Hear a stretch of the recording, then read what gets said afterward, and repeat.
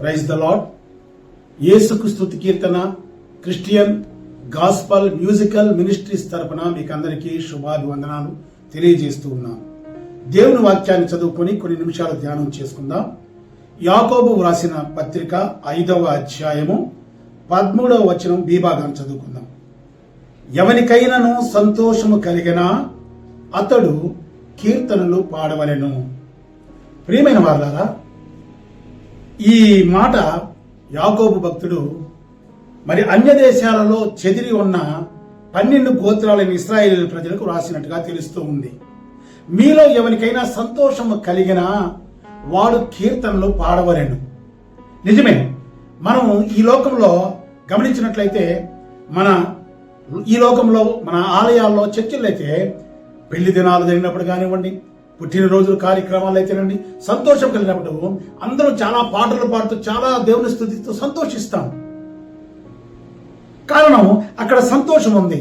సంతోషం ఎక్కడ ఉంటుందో అప్పుడు మన హృదయం నుంచి మనకు వచ్చేది మొదటి పాటే.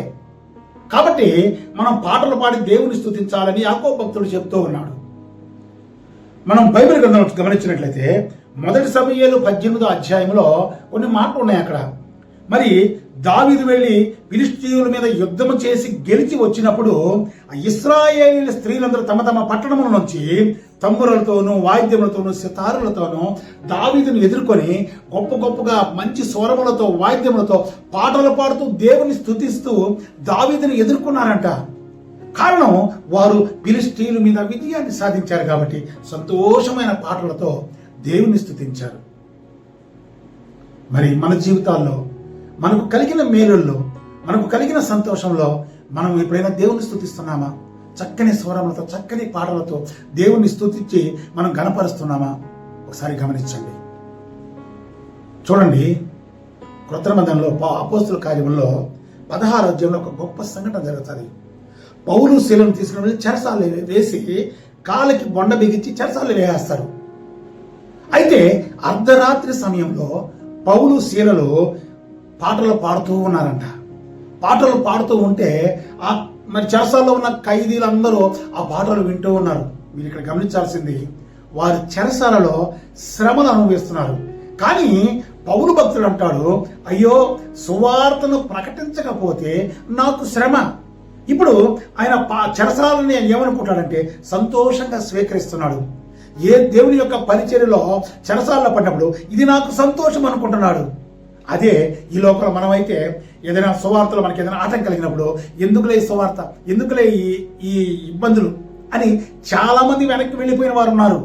కొందరు ఆ శ్రమను జయించి కూడా సువార్త పరిచయం చేసిన వారు ఈ భూమి మీద చాలా మంది ఉన్నారు. అయితే పౌలు శీలలంట ఆ చెరసాల్లో వారికి కాళ్లకు బొండకాయలు బిగించినా కూడా వాళ్ళ పాటలు పాడుతూ ఉంటే చెరసాల్లో ఖైదీలు వింటూ ఉన్నారు. ఇక్కడ గమనించండి, వారి పాట ఎంత అద్భుతాన్ని చేశారంటే మరి అపోస్తుల కార్యములు 16వ అధ్యాయము 26వ వచనం. అప్పుడు అకస్మాత్తుగా మహాభూకంపము కలిగెను. వారు పాటలు పాడుతున్నప్పుడు అప్పుడు అకస్మాత్తుగా మహాభూకంపము కలిగెను. చెరసాల పునాదులు అదిరెను. వెంటనే తలుపులన్నీ తెరుచుకొనెను. అందరి బంధకములు ఊడెను.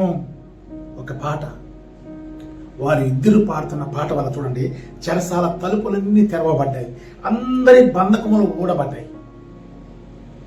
పాట మరి సంతోషం సందర్భంలో వారు పాడిన వారు ఆ దుఃఖ సమయాన్ని, ఆ శ్రమను కూడా సంతోషం అని పాడినప్పుడు అక్కడ ఉన్న అనేకులకు ఆ పాట సంతోషాన్ని ఇచ్చింది, వారందరికీ విడుదలనిచ్చింది. ఈ లోకంలో మనకు సంతోషం కలిగితే దేవుని చక్కని పాటలతో స్తుతించాలి. దావీదు సంతోషం కలిగినప్పుడు చక్కని పాటల కీర్తనలు రచించి దేవుని స్తుతించేవాడు.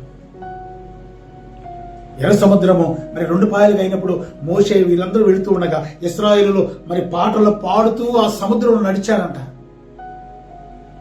ఆ అద్భుతమైన దృశ్యాన్ని చూసి ఆనందంలో ఇశ్రాయేలు అంత గొప్ప స్వరమంతా పాటలు పాడినట్టుగా చరిత్రకారులు చెబుతారు. చూడండి, మీలో మనకెవరికైనా ఆనందం కలిగిన మనం దేవుని స్తుతిస్తూ కీర్తనలు పాడాలంట. మనం కూడా మన జీవితాల్లో సంతోషం కలిగినప్పుడు ఎప్పుడైతే పాటలు పాడి దేవుని స్తుతిస్తామో అది మనకు ఆశీర్వాదకరంగా ఉంటుంది. అట్టి కృప దేవుడు మనకు దయచేసి కాపాడునుగాక. ఆమె ప్రార్థన చేసుకుందాం. పరిశుద్ధమైన తండ్రి, నీకు వందనాలు చెల్లిస్తున్నామయ్యా. పాటల ద్వారా నిన్ను స్తుతిస్తే మా జీవితాలకు అది సంతోషమయ్యా, మా జీవితాలకు అది ఆశీర్వాదకరమయ్యా.